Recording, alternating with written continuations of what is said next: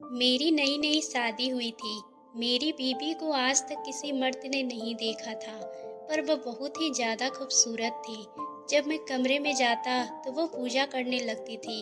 मैं बहुत खुश हो जाता कि भगवान ने मुझे कितनी अच्छी पत्नी दी है।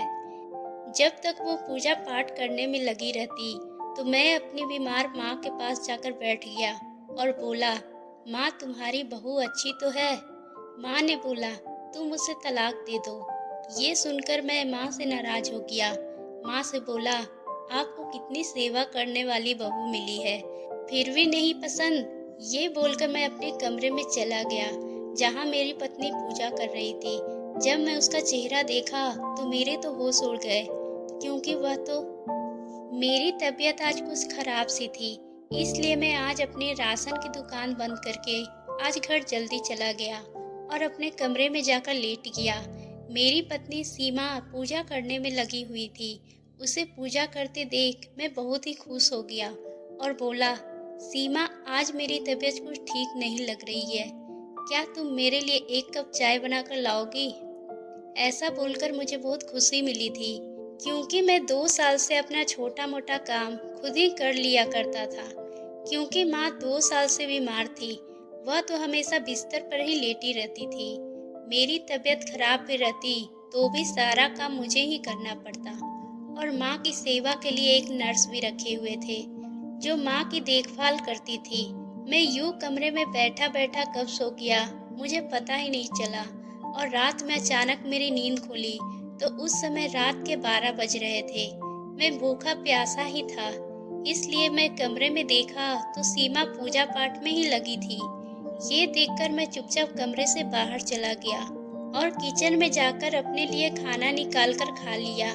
मुझे थोड़ा अजीब सा लगा। मैं सीमा को चाय बनाने के लिए कहा था, क्या वो मेरे लिए एक कप चाय भी नहीं बना सकती? वह पूजा करने में मेरी जरा सा भी परवाह नहीं करती थी। मैं खाना खाने के बाद अपनी माँ के पास जाकर बैठ गया और माँ से बोला, सीमा अच्छी तो है ना, तुम्हारा ख्याल तो रखती है माँ? तो माँ ने इशारों में जवाब दिया, नहीं बेटे, तुम सीमा को तलाक दे दो और इस घर से निकाल दो। ये सुनकर मेरे होश उड़ गए। क्या सीमा माँ का ध्यान नहीं रखती? इतने में पीछे से सीमा आ गई। उसने कहा, आप सुबह जल्दी उठ गए, आपको कुछ चाहिए था क्या? मैंने कहा, नहीं, बस यूं ही माँ से मिलने आ गया था। उसके हाथों में तेल की कटोरी भी थी। वो देखकर मैं बोला, इस तेल का क्या काम है? सीमा बोली, ये तेल माँ के पैरों में लगाने के लिए है। ये सुनकर मैं मुस्कुरा दिया और मैं अपने कमरे में चला गया। सुबह जब मेरी आँख खुली तब सीमा कमरे में नहीं थी। मैं नहा धोकर काम पर जाने के लिए तैयार हो गया और बाहर आया तो सीमा नाश्ता बना चुकी थी और माँ को नाश्ता में दलिया खिला रही थी। मेरे पास आकर बैठ गई तो मैं बोला, सीमा तुम कहती होगी कि पति के साथ साथ उसकी बीमार माँ की भी सेवा करनी पड़ रही है। सीमा ने कहा, ऐसा नहीं है, मैं ऐसा ख्वाब में भी नहीं सोच सकती। मैं माँ की सेवा अपना धर्म समझकर करती हूँ और माँ की सेवा करने में मुझे पुण्य भी मिलेगा। सीमा की बातें सुनकर मैं माँ की तरफ से चिंता से निश्चिंत हो गया और अब बस मुझे सीमा का प्यार पाना था, क्योंकि मैं जब भी सीमा के पास जाता वो मुझसे दूर रहने की कोशिश करती और ज़्यादातर तो वो पूजा पाठ पर ही ध्यान देती। जब भी वह घर लौटता तो पूजा पाठ करने में लगी रहती। ये देखकर मैं सोचता, भला ये कैसी शादी, पत्नी की सूरत भी अभी ठीक से देखी नहीं। यही सोचते हुए मैं थोड़ा चिड़चिड़ा सा था। एक दिन मैं सीमा से बोला, सीमा मेरे लिए खाना ले आओ। वह चुपचाप मेरे सामने खड़ी हो गई। मैं उसे देखकर बोला, तुम खाना ला रही हो या फिर मैं खुद ही ले लूं? ये सुनकर बोली, आज मैंने खाना बनाया ही नहीं, मुझे पूजा पाठ करने में समय का पता ही नहीं चला, मैं पाठ करने में ही लगी रही। मैं बोला, सीमा तुम कुछ भूल रही हो, मैं तुम्हारा पति हूँ, मेरी सेवा करना भी तुम्हारा धर्म है। लोग शादी करते हैं क्योंकि वह जिंदगी में थोड़ा पत्नी का सुख मिले।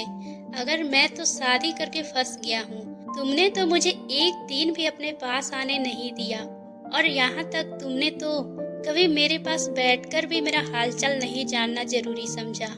तुम्हें पूजा पाठ का इतना ही शौक था तो तुमने शादी क्यों की? अपने घर में पूजा करती।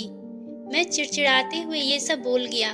सीमा मेरी बातें सुनकर रोने लगी थी। तब मुझे थोड़ा अफसोस लगने लगा कि मुझे ऐसा नहीं बोलना चाहिए था। तभी सीमा बोली, श्याम मुझे माफ़ कर दीजिए।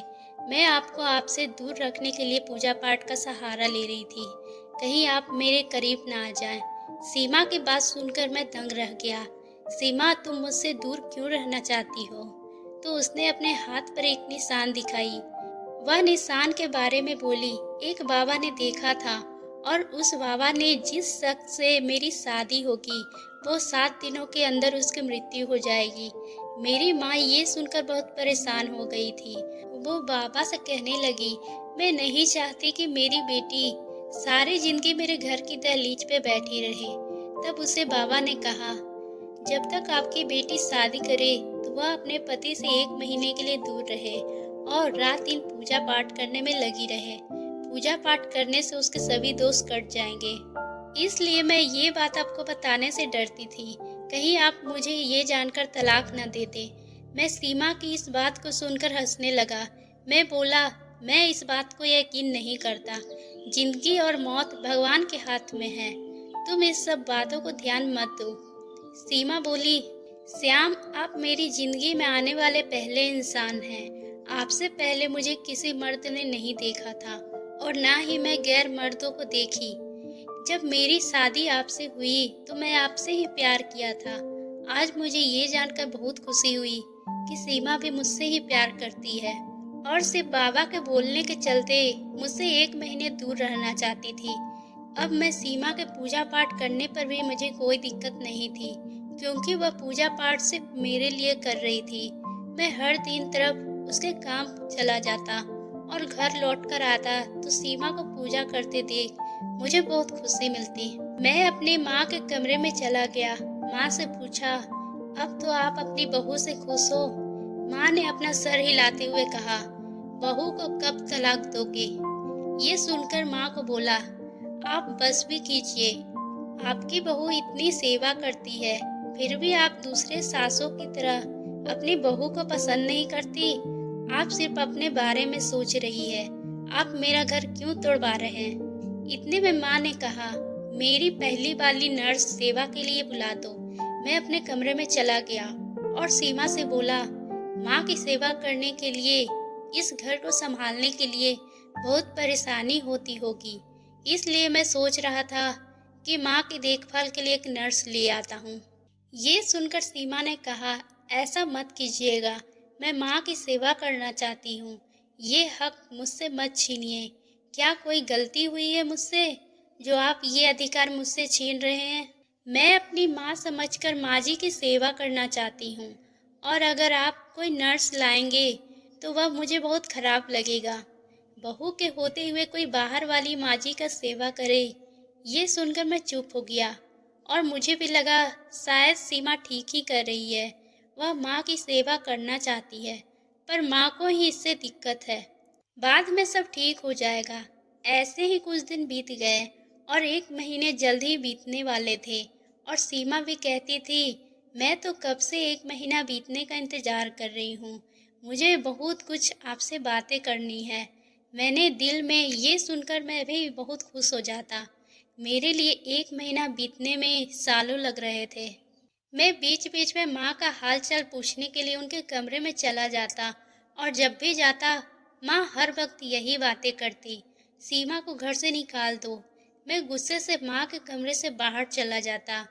अगर माँ की मर्जी से किसी नर्स को घर ले भी आता तो सीमा को खराब लगेगा, क्योंकि वह साफ मना की थी कि वह माँ जी की सेवा करना चाहती है।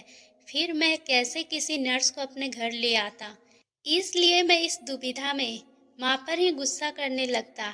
एक दिन जब मैं दुकान से वापस घर आया तो सीमा बोली, आज माँ खाना नहीं खा रही है। मैं कमरे में गया, बोला, माँ खाना क्यों नहीं खा रही हो? माँ ने बोला, जब तक सीमा को तलाक नहीं दोगे मैं खाना नहीं खाऊंगी। ये सुनकर मैं गुस्से में बोला, ठीक है, आप भूखी ही रहो, सो जाओ, आपको खाना कोई नहीं देगा। मैं रात में सो नहीं पाया क्योंकि माँ भूखी थी और मैं भी खाना नहीं खाया था। मैं एक कटोरी में दलिया लेकर माँ के कमरे में चला गया और मेरी माँ रो रही थी। ये देखकर मैंने उन्हें समझाते हुए कहा, माँ क्यों मेरा घर उजाड़ने पे पड़ी हो? सीमा इतनी अच्छी तो है, फिर आप उसे पसंद क्यों नहीं करती? सिर्फ बेटा मेरी नर्स मुझे वापस ला दो और मुझे कुछ नहीं चाहिए। मैं भी सोच लिया था कि अब मैं किसी भी बहाने से इस घर में नर्स ले आऊँगा ताकि माँ का जिद भी पूरा हो जाए और माँ को इस तरह से मैं किसी बात के लिए टाल भी नहीं सकता।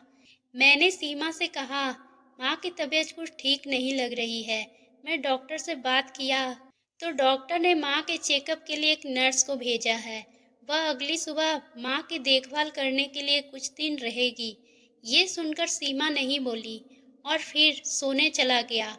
इसी तरह मैं अगली सुबह अपने दुकान के लिए चला आया, पर मैं जब वापस शाम को घर लौटा तो सीधे माँ के कमरे में चला गया।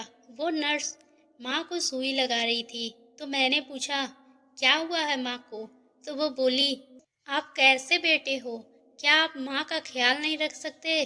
तो इसे अस्पताल में ही एडमिट कर देते या कोई वृद्ध आश्रम में छोड़ आते। कम से कम इनको इतनी तकलीफ तो नहीं होती। ये सुनकर मैं हैरान था। तभी पीछे से सीमा भी आ गई। उसे देखकर नर्स बोली, आपकी पत्नी जॉब करती है क्या? मैं बोला, नहीं तो। इतने में मेरी बातों को काटते हुए सीमा बोली, मेरी आंख लग गई थी और मैं गहरी नींद में सो गई।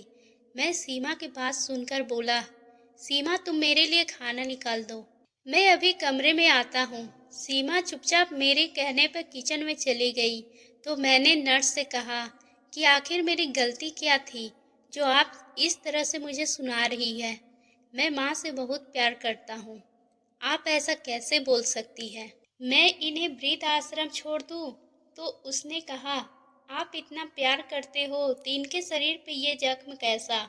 और इनका शरीर की सफाई भी कितने महीनों से नहीं हुई, इसलिए इनका जख्म और भी बड़ा हो गया है। ये अब कुछ दिन और ही बच पाएगी। इतना सुनते ही मेरे पैरों तले से जमीन निकल गई। मैं अपने कमरे में तो चला गया, पर मुझे रात को नींद नहीं आ रही थी। तभी अचानक मुझे कुछ आवाज़ सुनाई दी। मैं अपनी आंखें खोलकर देखा तो सीमा अलमारी से एक बैग निकाल रही थी और वह कमरे से बाहर चली गई।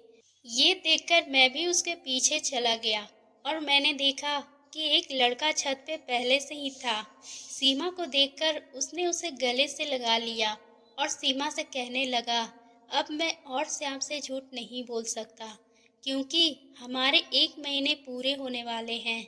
और आज तो नर्स भी श्याम से बोल रही थी कि तुम्हारी बीवी पूरे दिन घर में नहीं थी। उसे क्या पता कि मैं तुम्हारे साथ छत पर ही थी। अब हम लोग यहाँ नहीं रह पाएंगे क्योंकि माँ जी के बातों से भले ही श्याम यकीन नहीं कर पाए, लेकिन नर्स के बोलने पर उन्हें शक जरूर हुआ होगा। अब चलो हमें देर नहीं करनी चाहिए, नहीं तो सब उठ जाएंगे। सीमा कहने लगी, चलो जल्दी हम लोग भाग चलते हैं, नहीं तो सब उठ जाएंगे। ये लो बैग, इसमें थोड़ी सी ज्वेलरी और पैसे लिए हैं।